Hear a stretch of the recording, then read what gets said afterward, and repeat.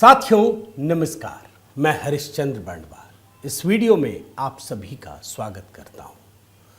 दोस्तों, इस समय पूरे देश में दो बड़ी चीजें हो रही हैं। एक तरफ तो जहां दिल्ली का चुनाव वो अपने धीरे धीरे चरम पर पहुंच रहा है, वहीं दूसरी तरफ एक और बहुत बड़ी अंतर्राष्ट्रीय घटना घटित हो रही है जिसकी तरफ पूरी दुनिया की नजर है। अब कई लोग तो देख नहीं पाते जो दूसरी बड़ी खबर है, क्योंकि वो जरा पॉजिटिव सकारात्मक ऊर्जा का संचार होता है, और वो है दोस्तों महाकुंभ। प्रयागराज में हो रहा महाकुंभ एक बहुत बड़ी और अनोखी घटना, पूरी दुनिया की नजर है। लेकिन आप जानते हैं, एक तरफ जहां योगी आदित्यनाथ जी जो उत्तर प्रदेश के मुख्यमंत्री हैं वो तो लगे हुए महाकुंभ में, इधर दूसरी तरफ अरविंद केजरीवाल चौके छक्के जड़ रहे हैं। पूरा एकदम हिंदुत्व का जैसे कहते हैं ना, पोस्टर बॉय बनने की कोशिश कर रहे हैं। अब मैं जो आपको अभी वीडियो दिखाने जा रहा हूं ना, बड़ा इंटरेस्टिंग है। और आप कहेंगे कि केजरीवाल जी जितना उछलना है उछल लो, क्योंकि अंत में तो योगी जी आ जाएंगे। वो शोले वाला डायलॉग आपको याद है ना, बच्चा रोता है तो माँ कहती है सो जा वरना गब्बर आ जाएगा। तो अब यही कहना पड़ेगा कि केजरीवाल जी जितना उछलना है उछल लो, जितना हिंदुत्व का पोस्टर बॉय बनना है बन लो। अब योगी जी आने वाले हैं। अब आप कहेंगे, आपके मन में ये सवाल उठेगा कि मैं ऐसी बात क्यों कहने लगा। आप पिछले कुछ दिनों का आप उठा करके देखिए केजरीवाल जी का क्या कर रहे हैं। भाई, केजरीवाल जी मुसलमानों के लिए एक शब्द नहीं बोलते। कोई बात नहीं, अच्छा है, ये तो हम भी सनातन धर्मी लोग तो यही चाहते हैं ना कि सब हिंदुत्व के लिए ही लड़े। केजरीवाल जी के बारे में मैं दो तीन चीजें बताता हूं। इस जनाब ने पुजारियों के लिए सनातन सेवा समितियां, बताइए, ये हिंदुत्व के पैरोकार बनेंगे। इसके अलावा पुजारियों के लिए 18,000 रुपए सैलरी का भी ऐलान कर दिया। और उसके बाद आपको पता है ना, अभी चुनाव के समय केजरीवाल ने यह ऐलान किया था कि हर मंगलवार को सभी विधानसभाओं में सुंदरकांड पाठ का आयोजन होगा। यह लोकसभा चुनाव से पहले। ये केजरीवाल की आदत है दोस्तों, और ये सब वो इसलिए कर रहे हैं क्योंकि उनको पता है कि जैसे ही दिल्ली के चुनाव में योगी आदित्यनाथ जी की एंट्री होगी, जैसे ही ये नारा गूंजेगा, बटेंगे तो कटेंगे, केजरीवाल के सारे सपने हवा हवाई हो जाएंगे दोस्तों। और ये मैं आपको दावे के साथ कह रहा हूं। और इसीलिए इस संदर्भ में कि आखिर के योगी आदित्यनाथ जी कितना बड़ा काम कर रहे हैं महाकुंभ में, मेरी कहानी ये महाकुंभ की है। अब केजरीवाल इधर चौके छक्के जड़ते रहे, कोई बात नहीं, आपको लग भी रहा होगा पूरा माहौल। लेकिन मैं दोस्तों महाकुंभ की कहानी आपको दिखाना चाहता हूं कि ये कितना बड़ा आयोजन है। और मैं आपसे निवेदन करता हूं, जब आप महाकुंभ की कहानी देख रहे हैं, ये देख रहे हैं कि भारत की सनातन संस्कृति को किस प्रकार पूरी दुनिया निहार रही है, क्या कुछ कर रही है, तो मैं चाहता हूं कि आप भी कमेंट के जरिए अपनी राय रखिएगा। और पहला कमेंट, जय सिया राम, हर हर महादेव। आपको पता है दोस्तों, दुनिया के सबसे अमीर व्यक्ति में से एक, बल्कि वो भी छोड़ दीजिए, जो ये हाथ में हम मोबाइल लेके घूमते हैं ना, एप्पल वाला, इसके जो फाउंडर हैं, को फाउंडर स्टीव जॉब्स, उनकी पत्नी लॉरेन पावेल जॉब्स ये प्रयागराज महाकुंभ पहुंच रही हैं। और ये जानते हैं पहुंच कर क्या करेंगी? ये कल्पवास करेंगी। महाकुंभ जो है वो 13 जनवरी से 26 फरवरी तक प्रयागराज में आयोजित हो रहा है, और ये दुनिया का सबसे बड़ा मेला है दोस्तों। आप याद रखिए, इसमें कम से कम 40 करोड़ लोग पहुंचने वाले हैं। ये इतनी बड़ी जनसंख्या है ना, जिसमें बड़े बड़े देश बिल्कुल अचरज भरी नजरों से देख रहे हैं कि अच्छा, ऐसा मेला दुनिया के किसी धर्म में नहीं होता दोस्तों, ये आप याद रखिए। और मैं आपको तस्वीर दिखाता हूं मैडम का, ये लॉरेन पावेल जॉब्स, ये हैं, खुद भी उद्योगपति हैं, समाज सेवा का काम करती हैं। और जब मैं इनके बारे में बता रहा हूं तो आपको ये जानकर गर्व होगा दोस्तों कि स्टीव जॉब्स, उनको पूरी प्रेरणा, ये जो एप्पल देखते हैं ना, एप्पल फोन में, आईफोन में जो साइन बना हुआ है, भैया वो भी नीम करौली बाबा वहां से आशीर्वाद प्राप्त करके हुआ है। फेसबुक के मार्क जुकरबर्ग, वो भी वहीं पहुंचे थे। ये सनातन धर्म की शक्ति है और उसी शक्ति का एहसास करने के लिए मैडम जो लॉरेन पावेल जॉब्स हैं, वो कल्पवास करने के लिए कुंभ मेले में पहुंच रही हैं। अब आपके मन में ये सवाल उठ सकता है कि आखिर ये करेंगी क्या, आखिर कल्पवास होता क्या है। आपको पता है दोस्तों कि कुंभ, जो महाकुंभ का मेला है, सनातन धर्म में इसका बड़ा विशेष महत्व है। हजारों वर्षों से इसकी परंपरा चली आ रही है, इसके सबूत मिलते हैं। और ये जो अनुष्ठान है, ये तप, अनुशासन, कठोर भक्ति का प्रतीक माना जाता है। यहां साधक जो होता है वो धार्मिक शक्ति का अनुभव करता है, आध्यात्मिक शक्ति का अनुभव करता है। और मैं आपको बताऊं, इससे एक कड़ी आगे कल्पवास, ये तो बहुत ही कठोर व्रत है। और ये माना जाता है कि अगर ये कोई कल्पवास करता है ना, तो उसकी सारी मनोकामना पूरी हो जाती है। अब कल्पवास में करते क्या है, मैं जरा इसकी जानकारी देता हूं। कल्पवास के दौरान जो व्रत करता है वो कभी झूठ नहीं बोल सकता, उसको सच ही बोलना है। ब्रह्मचर्य का पालन करना होता है, सभी जीवों के प्रति दया भाव रखनी होती है, ब्रह्म मुहूर्त में उठना होता है, और हाँ, रोजाना 3 बार गंगा स्नान भी करना पड़ता है। अब इस ठंड में एक विदेशी महिला, और इतने बड़े इंडस्ट्री की समझ लीजिए मालकिन है, वो कल्पवास करने आ रही है, इतना कठोर व्रत करेंगी। आप समझिए, पूरी दुनिया की नजर दोस्तों महाकुंभ की ओर लगी रहेगी। यहां तो मैंने आपको लॉरेन पावेल जॉब्स के बारे में बताया, लेकिन आपको यह जानकर बड़ा अच्छा लगेगा कि इनके अलावा बड़े बड़े उद्योगपति, उनकी पत्नियां भी आ रही हैं। अब जैसे मैं उदाहरण के तौर पर कुछ नाम आपके सामने रखना चाहता हूं, जैसे इन्फोसिस के संस्थापक नारायण मूर्ति की जो पत्नी है, विख्यात समाज सेवी है सुधा मूर्ति, वो भी महाकुंभ में डुबकी लगाएंगी। और सुधा मूर्ति के लिए उल्टा किला के पास एक कॉटेज तैयार किया गया है। इसके अलावा एक और हैं, ओपी जिंदल समूह की चेयरपर्सन रही सावित्री देवी जिंदल, वो भी महाकुंभ आ रही हैं। हेमा मालिनी को तो आप जानते हैं, वो भी महाकुंभ आ रही हैं। अब देखिए, श्रद्धा भक्ति के साथ साथ जब इन लोगों की जुगलबंदी पूरी दुनिया देखेगी, आप समझ रहे हैं किस तरह का माहौल होगा।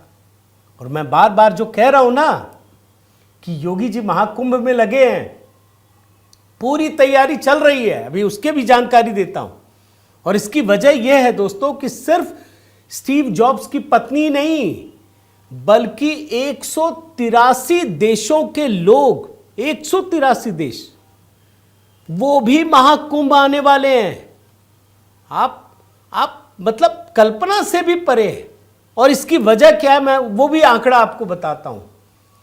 183 देशों के 33 लाख लोगों ने, जो वेबसाइट बनाई गई है महाकुंभ 2025 की, वो लोगों ने देखा, वो ढूंढ रहे हैं कहां रहें, क्या है, कैसे जाएं, कैसे गंगा स्नान करें, कैसे कल्पवास करें। और इसकी वजह क्या है दोस्तों, भारत की सनातन संस्कृति से ये लोग जुड़ना चाहते हैं, यहां की आध्यात्मिक शक्ति का सीधा दर्शन करना चाहते हैं।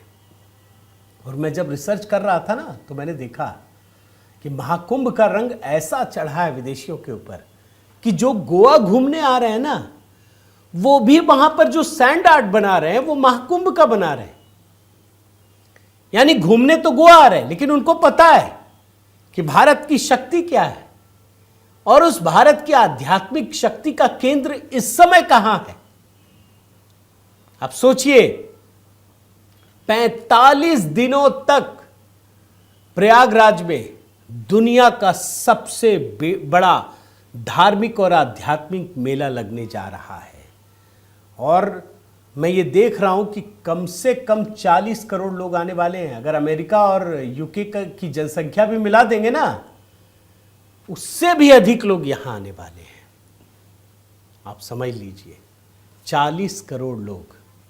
और जब मैं महाकुंभ की कहानी आपको बता ही रहा हूं दोस्तों, तो कुछ चीजें आपको बताना जरूरी है। भारत में तो सदियों से इसकी परंपरा रही है ना। आज तो योगी जी है, योगी जी पूरा होमवर्क कर रहे हैं, मोदी जी पूरा होमवर्क कर रहे हैं, दोनों का पूरा ध्यान है। और प्रधानमंत्री मोदी भी जा चुके हैं, आपको पता होना चाहिए। वो भी वहां जा करके बहुत बड़ी पूरी तैयारियों को बारीकी से देख चुके हैं वो। लेकिन इससे पहले की 2 घटना दोस्तों, और वो भी महाकुंभ की, आपको बताना बहुत जरूरी है, आपको याद रखना चाहिए। 1954 में और 2013, 2 कुंभ की बात बता रहा हूं दोस्तों, भारत के इतिहास में काले दाग की तरह है। इतनी जनसंख्या नहीं थी, इतने सारे लोग भी नहीं थे, इतने सारे लोग आने वाले भी नहीं थे, ना सोशल मीडिया था, कुछ नहीं था। ऐसी भगदड़ मची। और दोनों ही समय, मौनी अमावस्या के समय ऐसी भगदड़ मची कि जो लोग मारे गए ना, उसकी गिनती तक नहीं की जा सकी। मैं जरा आपको इन दोनों घटनाओं के बारे में भी बता देता हूं, ताकि आप पूरे एक हॉलिस्टिक तरीके से समझ सके कि महाकुंभ का मतलब क्या है। 1954 3 फरवरी तारीख थी। केंद्र में भी कांग्रेस, राज्य में भी कांग्रेस, और केंद्र में तो नेहरू जी, आप जानते हैं। नेहरू जी पहुंचे देखने के लिए कि जरा देखें यार। और जब वो देखने पहुंचे तो आप ये जानकर हैरान हो जाएंगे कि सारी सिक्योरिटी उनके ऊपर लग गई। मैं इस पर तो कहानी भी दिखा चुका हूं। इससे लोगों में इतनी भगदड़ मची कि हजारों लोगों की मौत हो गई, हजारों लोगों की मौत हो गई। पूरे तो आंकड़े भी नहीं आ पाए थे, आप ये समझ लीजिए। ये कहा गया था कि मतलब लोगों को इकट्ठा करके जला दिया गया, पेट्रोल छिड़क कर। यह उस समय की कहानी है। कुछ लोगों ने तो फोटो खींच लिया था, वरना पता भी नहीं चलता दोस्तों। और इसी प्रकार 2013 में केंद्र में कांग्रेस और राज्य में कांग्रेस समर्थित समाजवादी पार्टी, इंडी गठबंधन की सरकार।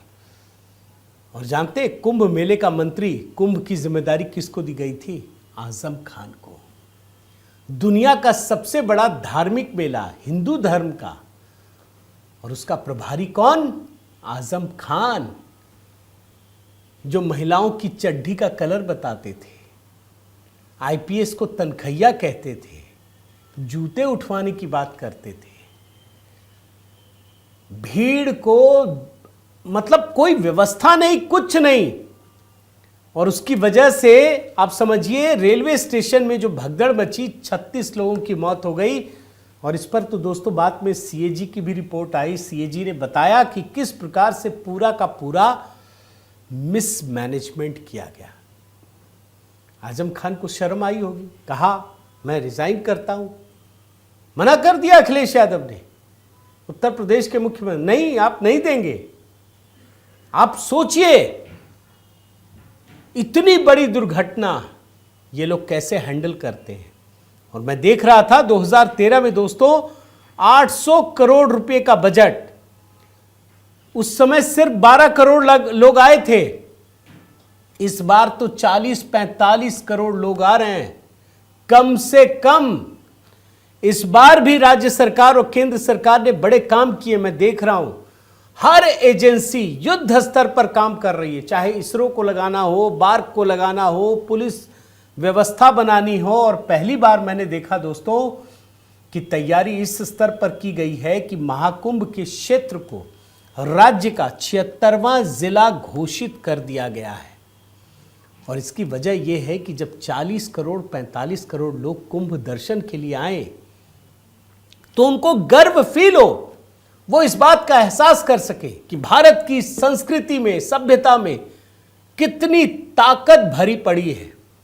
और जैसा कि प्रधानमंत्री मोदी कहते हैं दोस्तों कि ये जो भारत के त्योहार है ना हिंदू धर्म के, वो ऐसा नहीं कि सिर्फ त्योहार है, वो भारत की अर्थव्यवस्था को गति भी देते हैं, आप याद रखिए। और जो इस समय रिपोर्टें आ रही हैं, मैं उसके हिसाब से आपको बताऊं कि ये जो महाकुंभ 45 दिनों का चलने वाला है, इसमें कम से कम 1.5 से 2 लाख करोड़ रुपए का कारोबार होगा।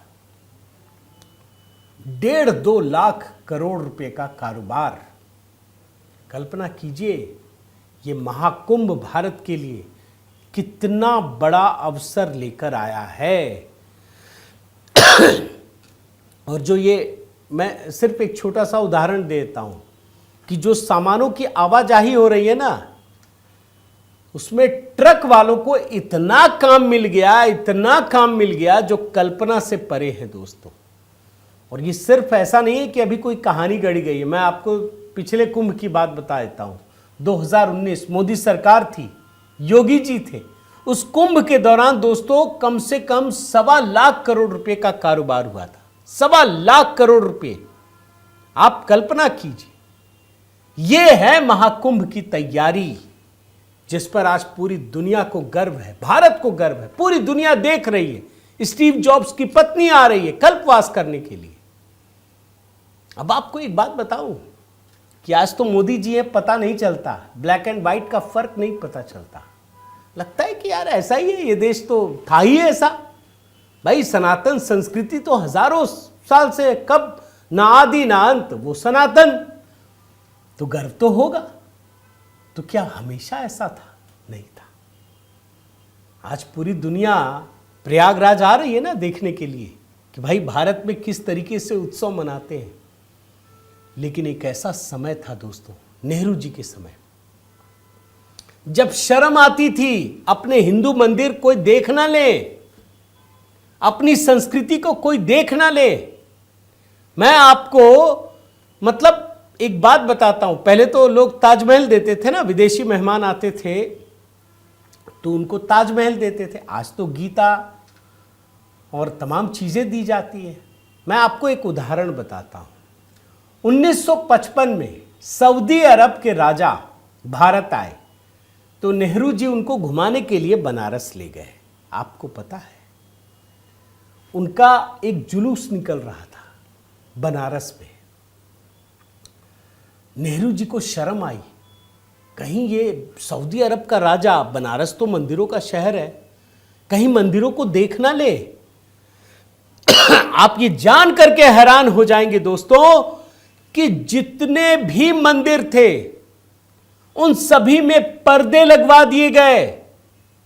बनारस के हर मंदिर जो सऊदी अरब का राजा गुजरे, वहां के हर इलाके को, मंदिरों को जहां से, और बंद करवा दिया, घंटे मत बजा देना भाई, सबको पर्दे से ढकवा दिया कि सऊदी अरब का राजा कहीं इस बात को देख ना ले।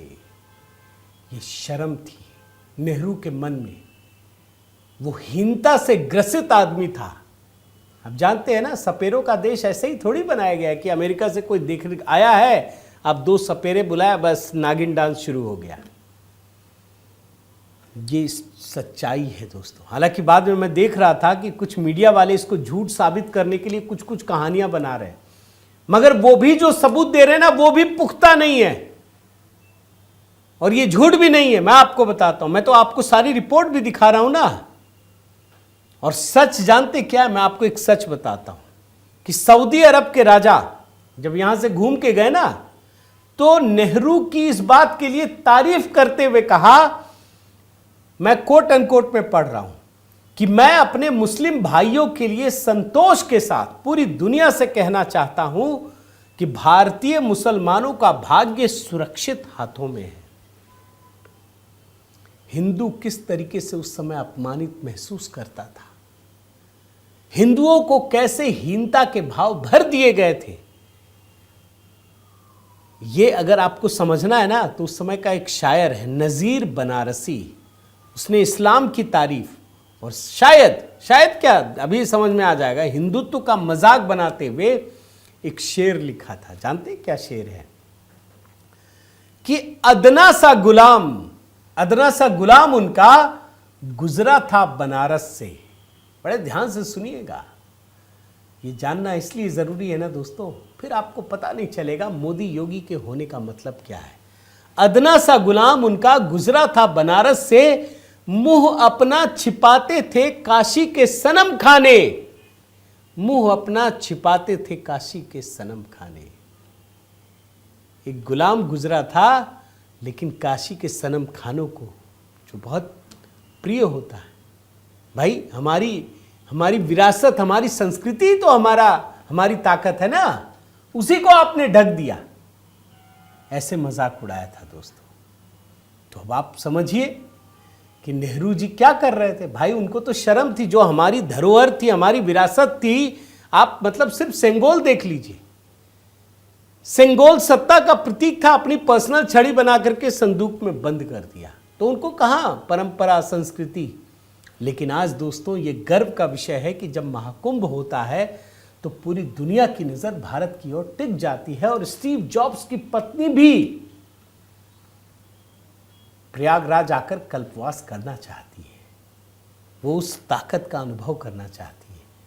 अब मोदी जी योगी जी लगे हैं इधर, तो केजरीवाल जी इधर दूसरा बाजा बजा रहे हैं, बजाने दीजिए। लेकिन अब तैयारी हो गई है, मैं तो देख रहा हूं कि महाकुंभ की तैयारी पूरी हो चुकी है। हर तरह से सुरक्षा चाक चौबंद, प्रशासन सक्रिय है, हर तरह की व्यवस्था, किसी भी तरह की कमी छोड़ने को तैयार नहीं है योगी जी। अब बस इंतजार कीजिए, जैसे ही सारे उम्मीदवारों का ऐलान होगा ना, ये जो केजरीवाल जी हिंदुओं का एकदम पोस्टर, हिंदुत्व का पोस्टर बॉय बने घूम रहे हैं ना, जैसे योगी जी आएंगे ना, तब आपको दिल्ली की असली लड़ाई दिखेगी। मैं उम्मीद करता हूं दोस्तों आपको ये दिलचस्प कहानी जो मैंने जोड़कर आपको दिखाने की कोशिश की है, एक नैरेटिव, जिस नैरेटिव में इस समय केजरीवाल आगे दिख रहे हैं, लेकिन आने वाले समय में ये पूरा नैरेटिव आपको बदलता हुआ दिखेगा, वो डिकोड करने की कोशिश की है।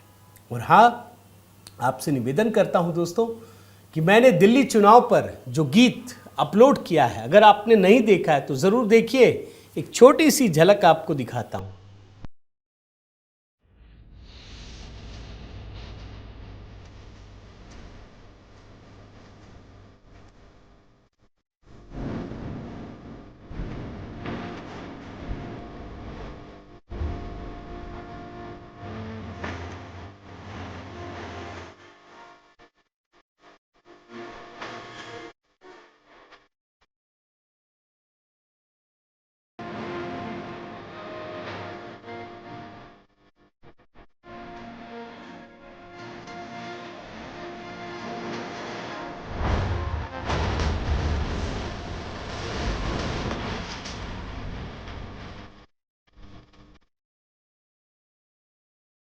तो दोस्तों ये गीत तो दिल्ली चुनाव पर तैयार किया है, लेकिन कल कोशिश कर रहा हूं कि कुंभ पर एक नया जोरदार गीत तैयार हो गया, बस उसके वीडियो बनाने की तैयारी चल रही है।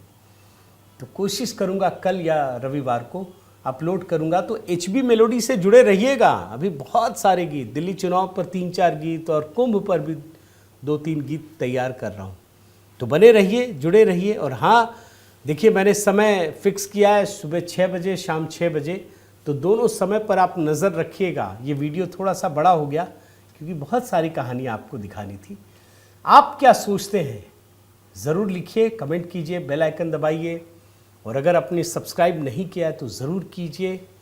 और तमाम नंबर हैं जुड़ने के लिए, सभी नंबरों से आप जुड़ सकते हैं। बहुत बहुत धन्यवाद। जय सिया राम।